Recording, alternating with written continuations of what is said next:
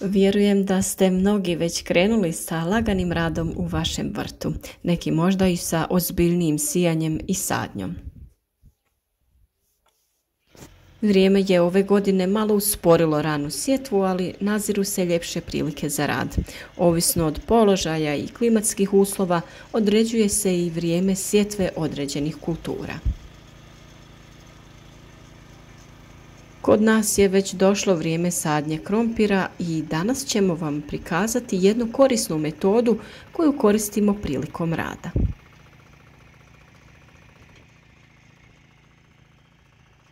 Ono što nas je sviju ove godine iznenadilo su cijene gnojiva i sredstava za zaštitu koje i dalje rastu.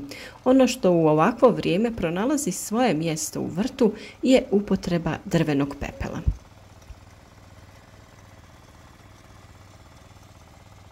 Danas ćemo pričati upravo o toj temi, upotrebi pepela prilikom sadnje krompira.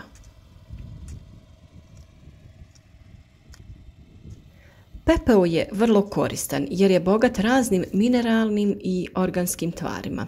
On se posebno odlikuje visokim sadržajem kalija i kalcija koje krompir usvaja u većim količinama.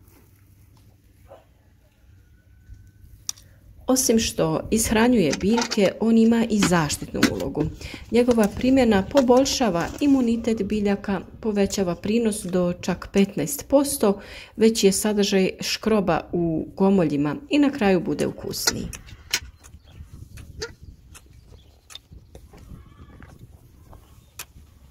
Sama sadnja krompira je dosta zahtjevna, a za dobar rast u novoj sezoni ova povrtnica traži dovoljno hranjiva. Sočni gomolji privlače veliki broj štetnika i podložne su pojavi bolesti.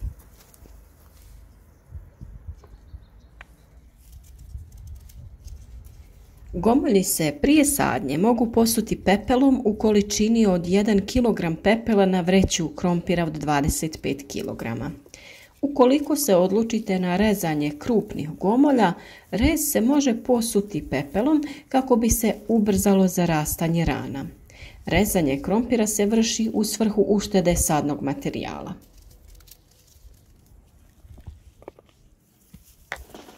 Rezanje krompira je osjetljiv posao i treba ga obaviti pravilno, tako da ćemo o toj temi posebno govoriti, a sada se vraćamo temi upotrebe pepela.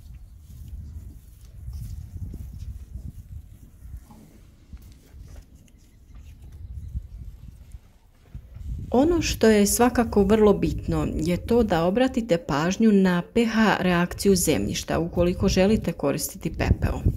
On je alkalan i primjenjuje se na kiselim tlima. Upotrebu treba izbjegavati ako se radi o neutralnom i alkalnom tlu.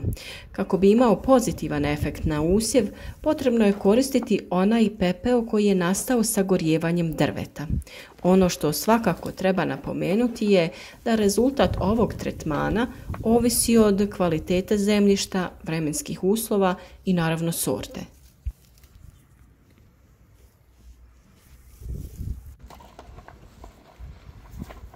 Prije dodavanja samog pepela u pripremljene kanale možete dodati i stajsko gnojivo preko kojeg dodajemo pepeo.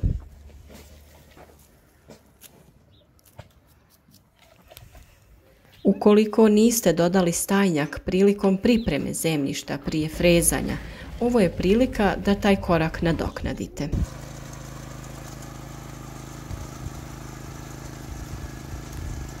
Dodajte ga u tanjem sloju i nakon dodavanja pepela prekrijte sa zemljom. Bitno je da gomolji nisu u direktnom kontaktu sa stajnjakom ni sa pepelom.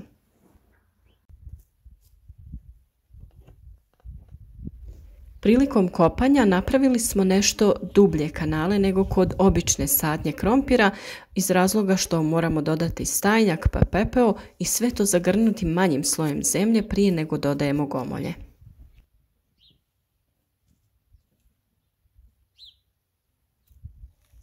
Stajnjak u svakom slučaju u upotrebi u vrtu ima velike prednosti, pa tako i prilikom sadnje krompira.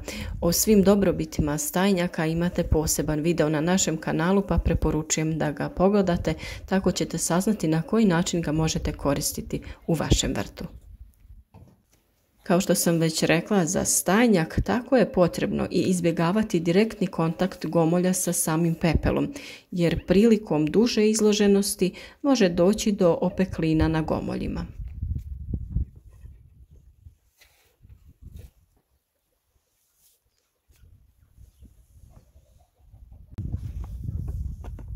Zato je potrebno nakon stajnjaka prvo dodati pepeo u pripremljene kanale, te ga blago zagrnuti sa zemljom na koju ćemo dodavati krompir.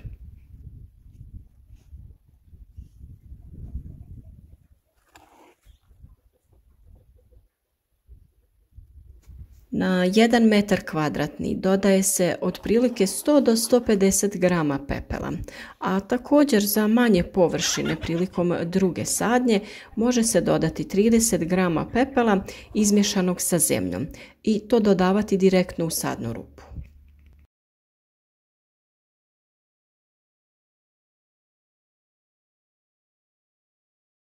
Naravno, kao i uvijek preporučujemo da se prvo provjeri pH zemljišta, a to možete napraviti analizom vašeg zemljišta.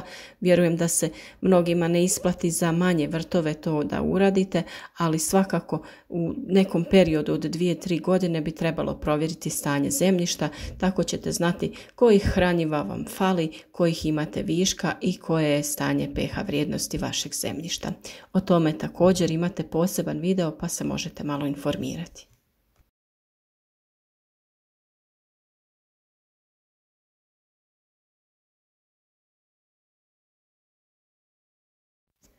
I kao što vidite, sada samo lagano prekrijete pepeo i stajnjak sa tankim slojem zemlje, tako da gomolji krompira ne bi dolazili u direktan kontakt, a opet će primiti sve potrebne nutrijente i hranjiva iz zemlje.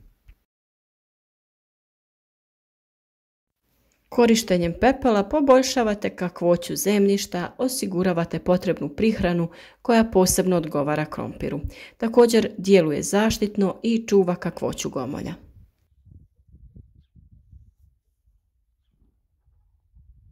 I nakon što smo obavili sve te prethodne korake, sada ćemo poredati krompir u kanal na željeni razmak.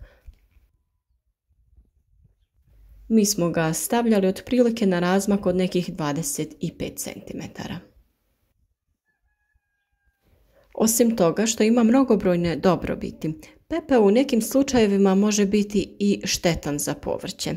Ne smijete ga koristiti istovremeno s umjetnim gnjojivima bogatim dušikom, jer tada dolazi do reakcije i gubljenja ovog hranjiva. Ono što je najbitnije znati o pepelu kada ga koristite u ovu svrhu su sljedeće stvari. U velikim količinama pepeo može spaliti usjev i on se nikada ne koristi na zemljištu sa pH reakcijom većom od 7. Bitno je koristiti isključivo pepeo od drveta, a najbolji izbor bi bio od vrbe i breze zbog povoljnog odnosa minerala i drugih tvari. I ono što je posebno bitno je da pepeo inhibira djelovanje pesticida kada se koriste zajedno ili u kraćem razmaku.